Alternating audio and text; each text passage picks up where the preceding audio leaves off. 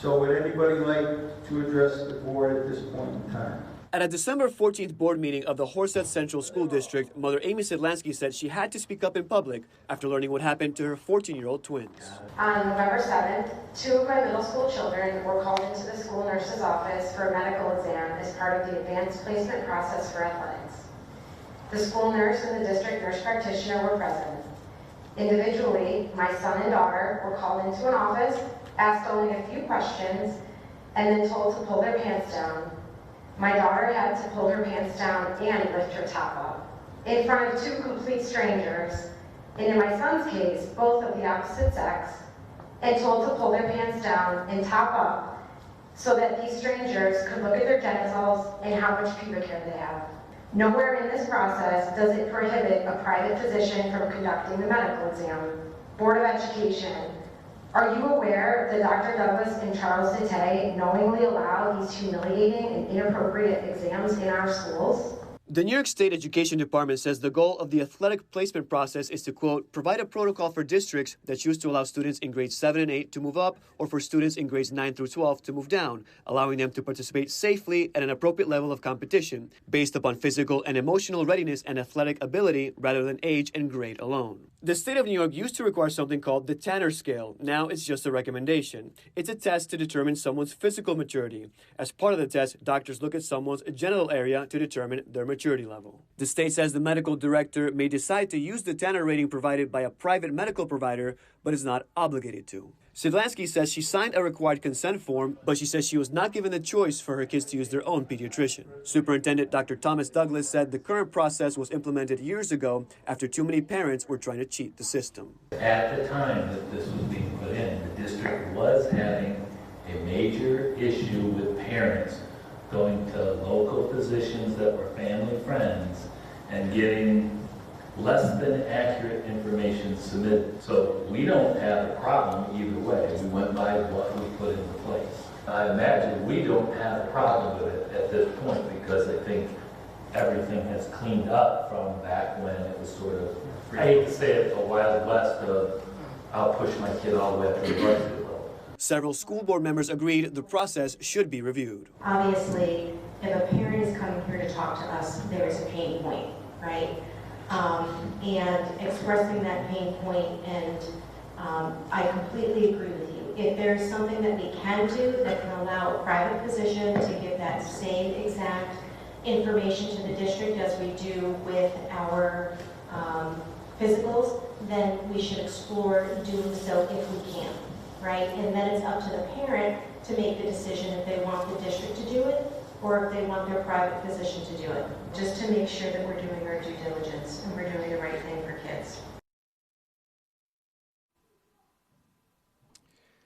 Now, as you just heard, both the school board and the superintendent say they are open to take another look at this process. In fact, we also confirmed today that a committee is reviewing the process. We have yet to see when a decision will be announced. But in the meantime, as far as the mother that you just saw in the story, Amy Sidlansky, we will see what she has to say tonight. She says she's not alone and that she has heard from many other parents who share her concerns but are reticent to speak out publicly, fearing some kind of retaliation, whether or not in the advancement of sports regarding their children. But we will see if other parents speak up tonight on the same concern, and we will have the latest on mytwintears.com. The Horseheads Central School District announced some changes tonight to the way it performs physicals for students who want to play JV or varsity sports. The district says it's reviewing the way it implements the state athletic placement process. That process says the goal is to make sure students are competing safely against students of the same physical maturity level despite their age or the grade. Tonight, the Board of Education heard from a concerned parent for a second time. Amy Sidlansky is raising concerns about the district not allowing students to be examined by their own pediatrician instead of school nurses. The school district says that's because too many parents were trying to game the system by submitting inaccurate medical reports from private physicians.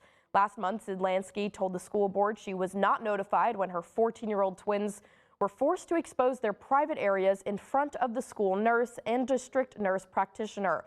The superintendent and the school board then agreed to review the process. I am here because I do not see this item on the agenda for today's meeting, and I am concerned this issue is not being addressed in a timely manner. My husband, attorney, and I met with Superintendent Douglas, Warren Conklin, Charles Detay, and several administrators on January 8th. During this meeting, we offered several solutions to improve the implementation of the APP process at Horseheads. We even offered to personally purchase medical gowns for the middle school to be used during these exams. The district expressed great concern for parents falsifying medical records and doctor shopping for their children in order to get them deemed eligible to play up. While that may have happened on select occasions several years ago, it is hardly a systemic issue today.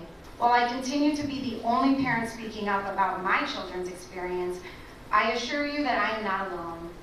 Following the December 14th meeting, 76 people privately contacted me to share their children's experiences, many of whom were strangers, some with horrifying stories.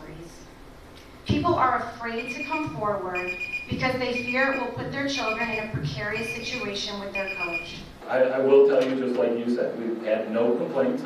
I can imagine there's other people out there that would have those concerns, but they have not expressed. The long story short is, can the process change? And I think I said, we're asking them to review it, to bring back to the board some possible considerations. Some of your conversation was very good. We have no problem. We've actually already reached out to say, get some gowns. We're going to allow the children, instead of the conversation about certain types of undergarments, that's up to the children and the family. We are probably going to temporarily modify the permission slip to also say, I will be present, or I will not be present with my child, and also have it so that it can be scheduled well ahead of time so that parents aren't trying to guess, oh, is it today? Do I got to be there at 9, 10, 11, and so forth. So there's some moderate decorum because the procedure's still in place. We're trying to do some temporary mitigation to help people feel comfortable. To your students, I don't normally talk to students about this. I can apologize that you had to go through it. I do apologize. Superintendent Douglas says an athletics and extracurricular committee is reviewing the process. He says the committee is not public, but is made up of parents, teachers, and school board members. Sidlansky wasn't allowed to finish her remarks, even after being allowed an extra 30 seconds. But we posted her full remarks over on our website, mytwintiers.com.